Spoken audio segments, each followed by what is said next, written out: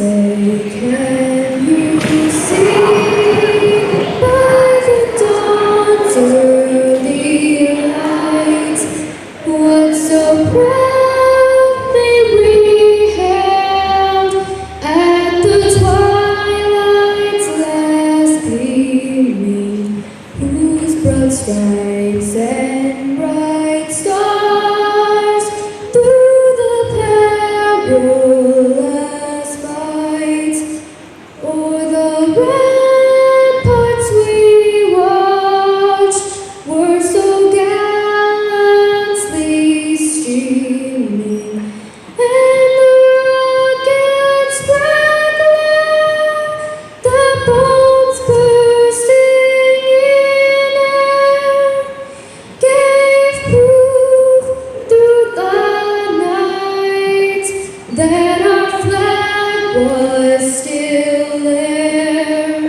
Oh, say does that star-spangled banner yet wave o'er the land of the free and the home of the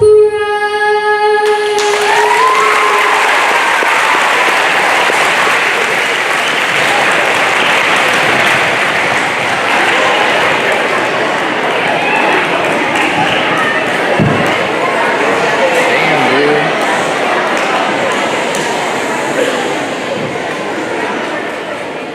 In the United States, Veterans Day was created to honor and pay respects to all the men and women that have served in our nation. The holiday, which was originally called Armistice Day, was first celebrated on November 11, 1918, on the first anniversary of the end of World War I. It was not until 1926 that the Congress passed a resolution to observe the day, and it became a national holiday in 1938. Curious about when Armistice Day became Veterans Day? In 1954, President Dwight D. Eisenhower signed the appropriate legislation to have the name changed to ensure every individual that served in all American wars would be celebrated.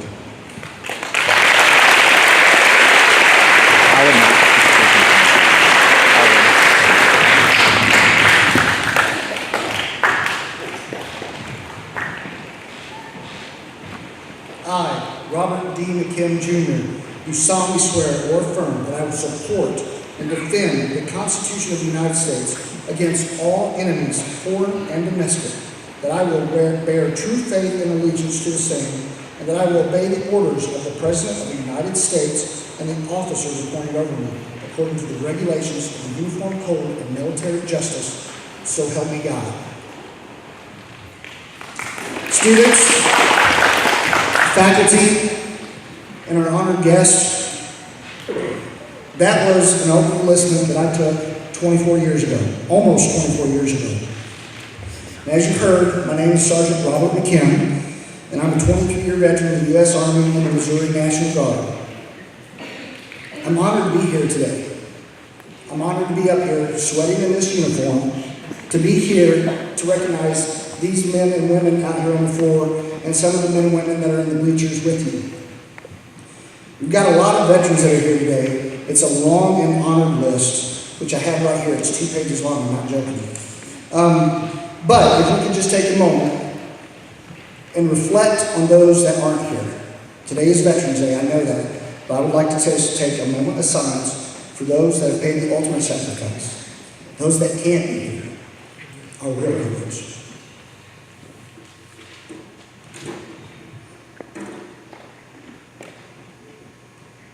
Thank you.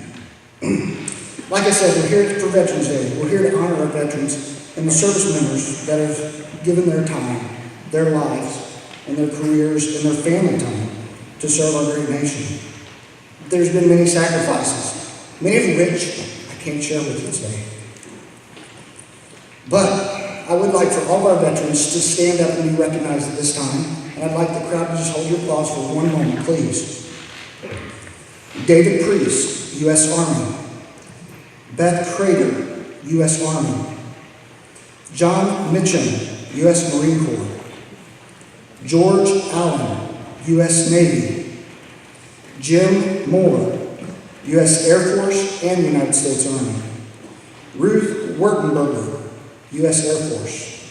Charles Brewer, U.S. Army. Carl Lancet, U.S. Army. Carl Young, U.S. Army.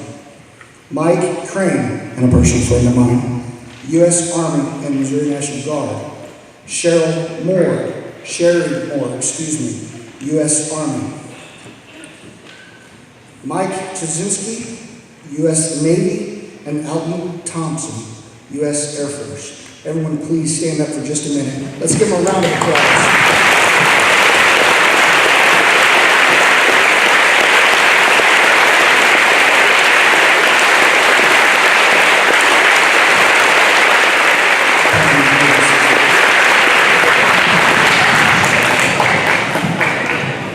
There may be a few names that aren't on this list that are here present.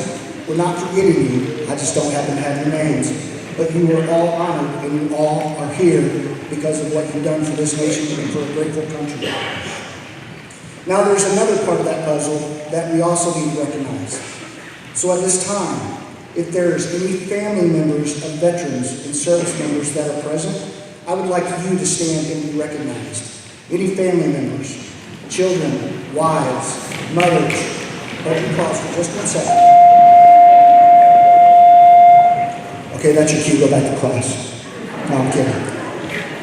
Listen to the family members, especially the wives and the mothers and the sisters and the brothers. We are not successful in what we do as veterans and as service members without all of you being at home taking care of the home front. We know there's a lot of challenges. We couldn't do it without you, quite frankly. So I appreciate all the family members of every service member everywhere.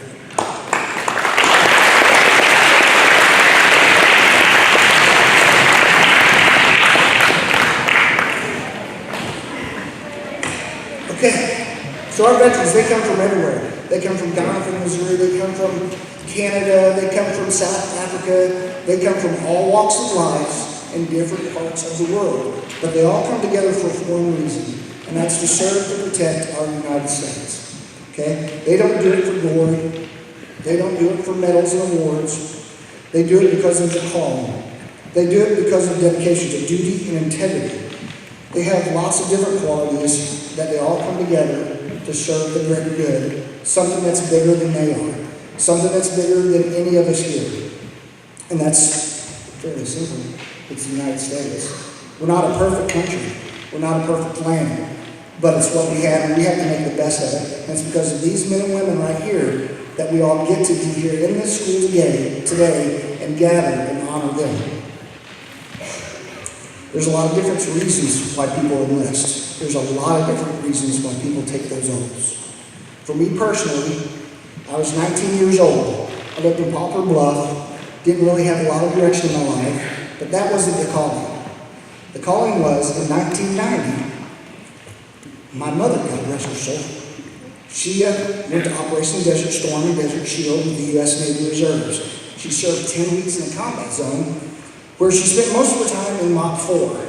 Now, for those that don't know, Mach 4 is Mission-Oriented Protective Posture Level 4, which is explaining in detail why we have a lot of acronyms in the military. Who can remember all that, right? Mach 4. So she spent a lot of time in Mach 4 because of the Scud missile attached to the post in the base where she was at, and she spent a lot of time in harm's way. Now I can attest from personal time in Mach 4 that it's very difficult to do anything. It's hard to breathe. It's hot, it's uncomfortable. I've only done it in training. She did it in the real world where her life was in danger every single day. Because of her, I decided it was time to stand up and do something. I was 19 years old, didn't know what I wanted to be, but I knew I wanted to make a commitment, a small commitment, however they needed me, to do something. So in May of 1992, I enlisted that oath that I gave you at the beginning into the Missouri National Guard initially. I went through basic training in AIT, like some of our students that are with us today, stand up students. These guys go to school here, and they are enlisted in the Missouri National Guard. They do it on their weekends, they give up their time, they're RSP, which means they're still training, but they're here representing the United States Army and the Missouri National Guard as well. 1 second, let's give them a round as well.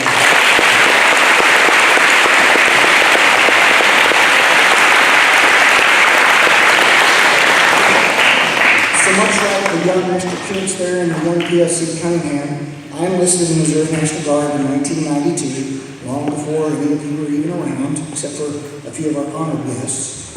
And I enjoyed it.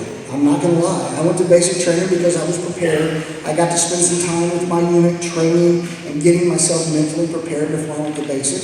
So when I went to basic, it was pretty easy.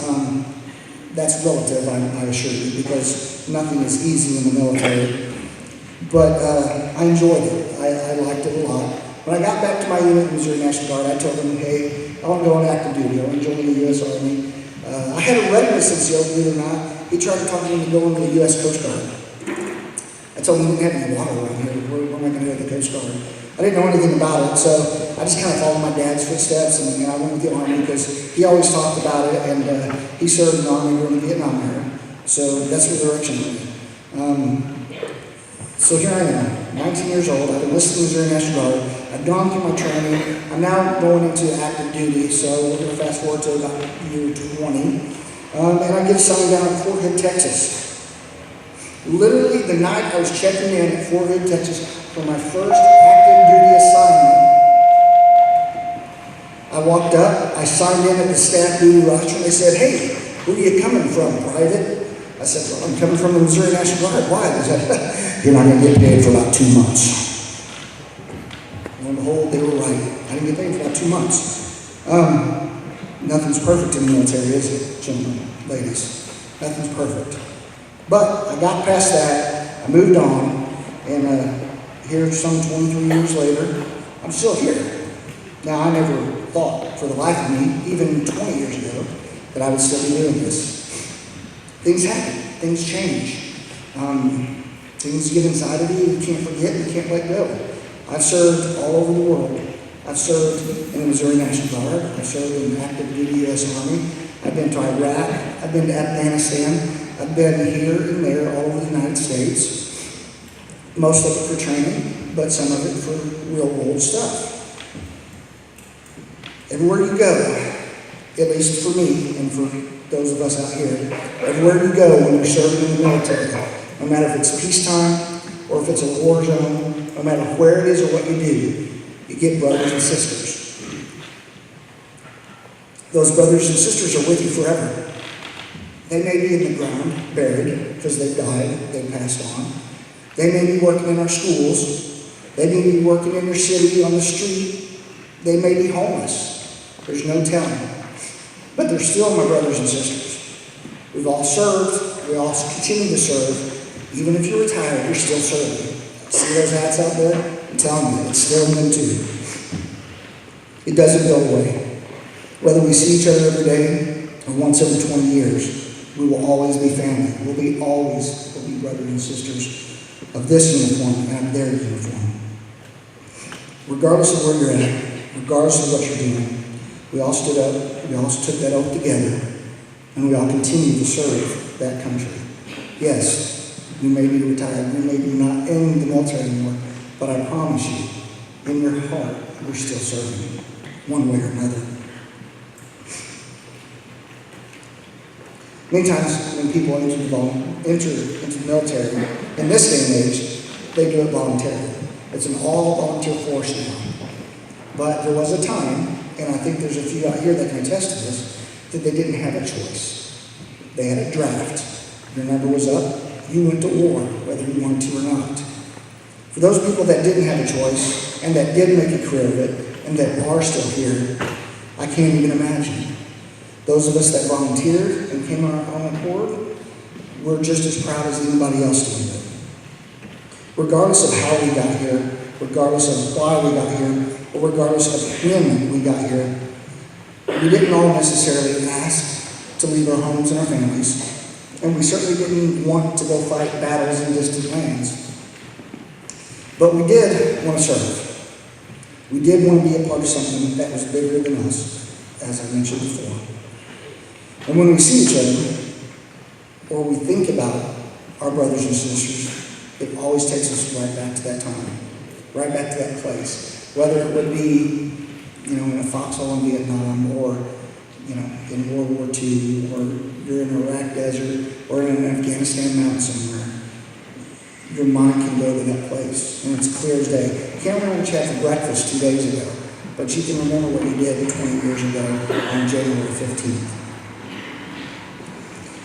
Millions of Americans have fought, and millions of Americans have died on the battlefields here and in foreign lands to defend our freedoms and our ways of life. Even today, our troops will continue to die. They will continue to pay the ultimate sacrifice. And even as we lose troops today, even as they are sent off to foreign lands and they don't come home, we have young men and women that stand up, take that same oath, and they say, I'm ready to do my part. Still, to this day. That doesn't mean everybody will. That doesn't mean everybody can. But there's still some of you that will stand up and say, I'm ready. There's a lot of reasons why we continue to serve, me personally, even. I think part of the reason why I still serve today is in hopes that my children get happy.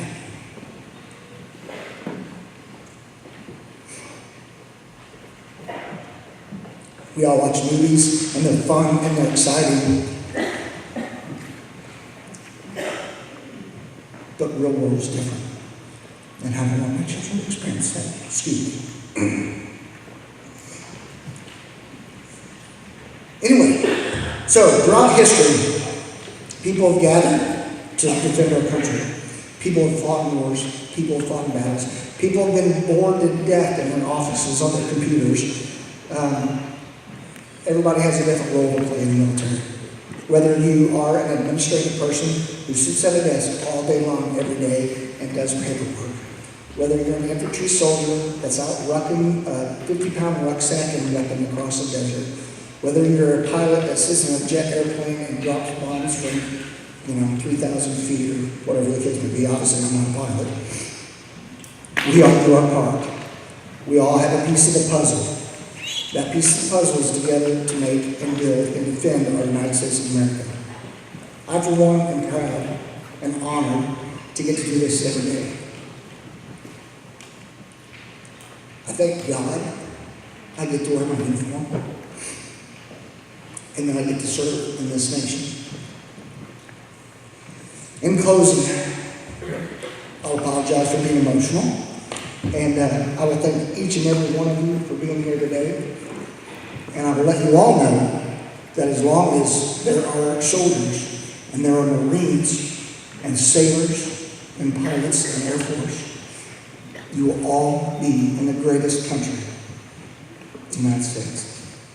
God bless you all. God bless your family. And God bless the United States of America.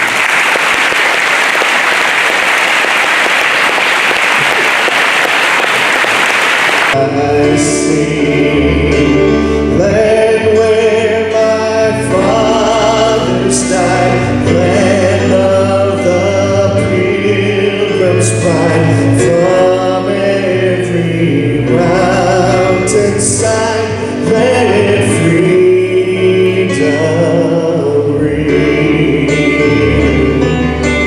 Our fathers God to the author of liberty.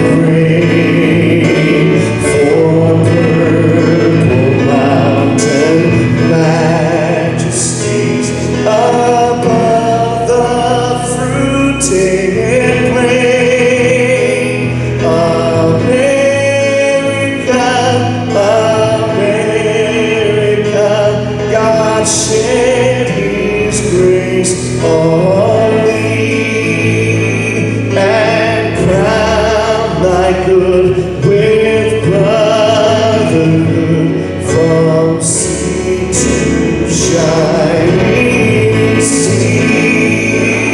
Oh, beautiful for heroes proved in liberating strife, who more than self their country loved, and mercy more than life. America, America, God shed His grace on thee, and crown thy good with brotherhood from sea to shining sea. Oh, beautiful for men of faith who founded this great land, proclaim for us in God we trust, and hail to God's strong hand. America,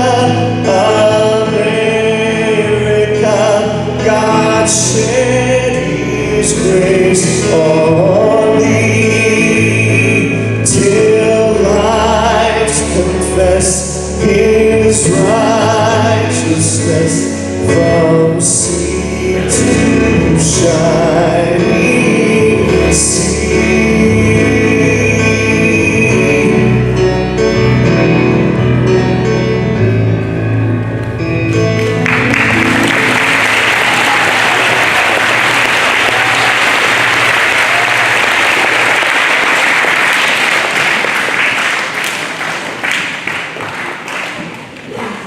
America the beautiful, America, land of the free, and home of the brave. America, land of opportunity. My homeland is the United States of America, the place where more immigrants strive to come to than any other place in the world. America had often been called the greatest country in the world, and since World War I, U.S. has given more people greater freedom and more opportunities for better lives than any other place in the world. There is no other country I'd want to live in. In 1776, the United States of America was born. We were a nation that had to make its place in the world. The journey that our country began more than 200 years ago has been very difficult many times. But we have always been able to learn from the past and face new challenges with courage. The challenges of the 21st century for America, much like that, had been in the past. Some enemies seek to destroy us. The economy can be stronger. Many people need jobs. There are racial problems. Leaders need to regain the respect of the people. Our military can be stronger. Despite the great needs our nation has, America is still far better than any other country. I want all Americans to see our country the way immigrants see America. Many people risk their lives and the lives of their families to get to the United States. They come in broken down and overcrowded boats. They swim rivers and cross deserts. They save money for years to buy tickets for passages to the USA. They send beloved family members, separating them from all they know, and to give just one opportunity for America. I want us all to love and appreciate America the way these immigrants do.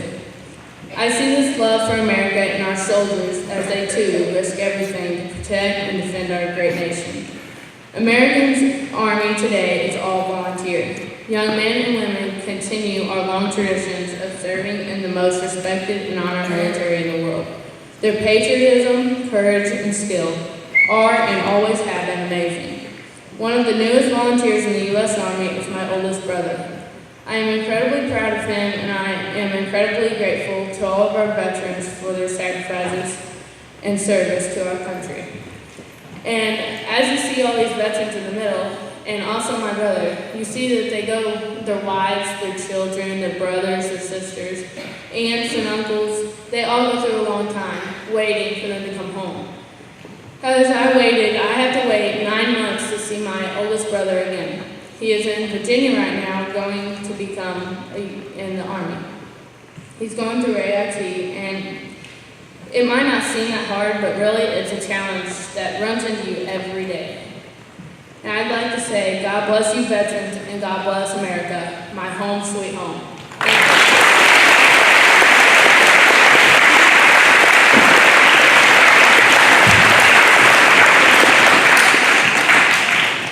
It is the soldier, not the reporter, who has given us freedom of the press. It is the soldier, not the poet, who has given us freedom of speech.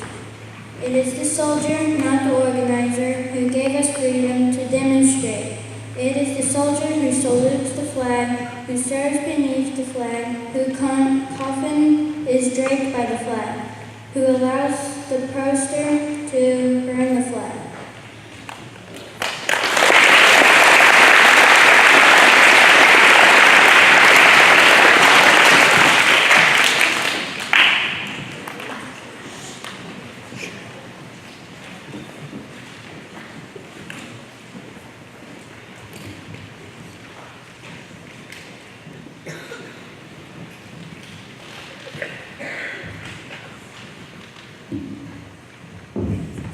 Me and Mom get everything arranged here in Switzerland.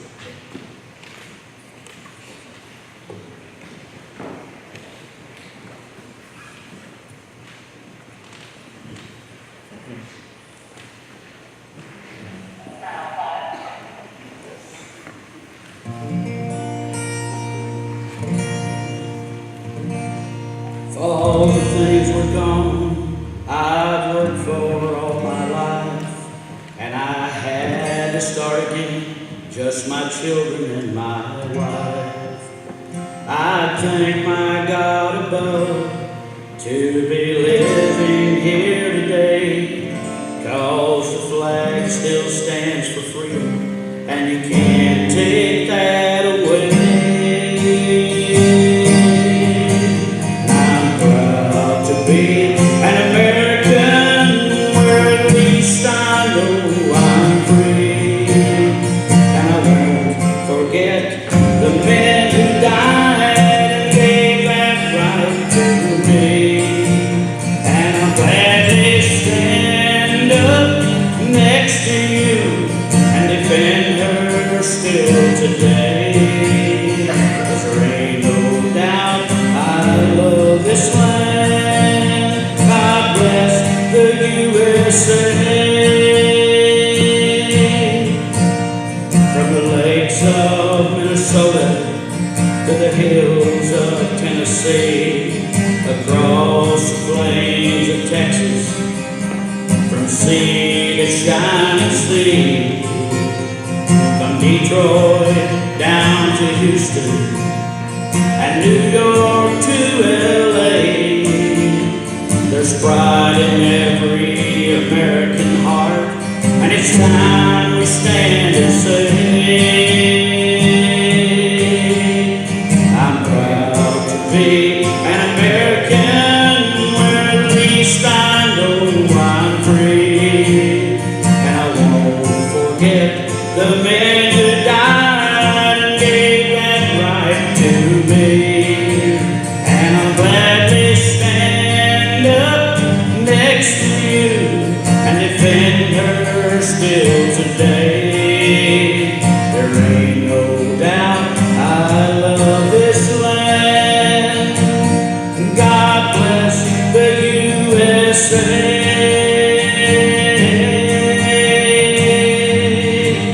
There ain't no doubt I love this land. God bless the USA.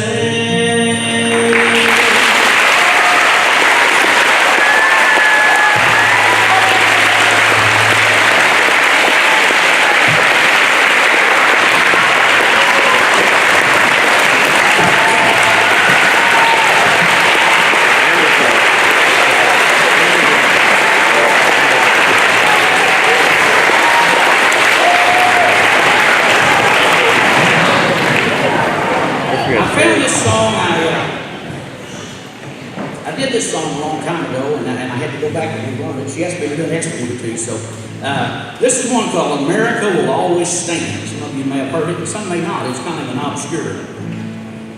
She stands in the face of evil and will not lose hope or faith. America, the land of freedom, and still the home of the brave. So raise the banner called Old Glory. Let us join our fellow man. History will write the story. America will always stand. Walking through the fires of danger, there are those who gave their lives. They're the world's greatest heroes. We won't forget their sacrifice. So raise the banner called Old Glory. Let us join our fellow man. History will write the story. America will always stand. America is not divided. Our enemies, they will be stopped. 'Cause we the people are united, and still one nation under God. So raise the banner called Old Glory. Let us join our fellow man. History will write the story. America will always stand. History will write the story. America will always stand.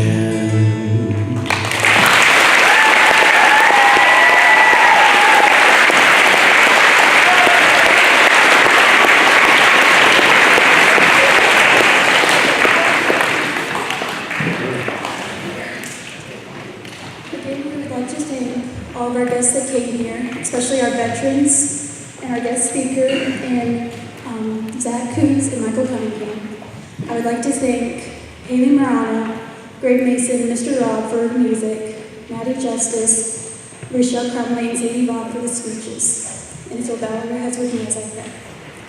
Thank you, Lord, for this day, and I pray that you just keep your hand upon all the veterans and upon all the soldiers that sacrifice their lives for us, God. I pray that you keep a special hand over those that are currently serving us, and I pray a special blessing over the families of those that have sacrificed their lives for our country. I pray that you keep your hand on us as we go through the rest of our day and we do what these men and women have taught us, to stand up in the face of adversity. And God, I pray that you bless America. In your name, amen.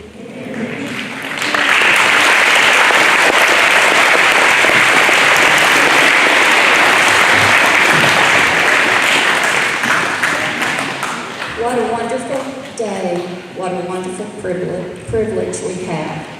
It's hard not to get emotional when you see our veterans before us, our teachers that are veterans, and those that are serving now, because there is a sacrifice. At this time, as we're closing, Mr. Crane and Ms. Moore, I would like you to join our veterans down here on the floor. The fourth grade, as we dismiss, the teachers, if you would like to bring your students by our veterans, and then we will be dismissing this grade. I would like everybody to please remain seated and stay quiet until your grade is being dismissed. Veterans, please stand here.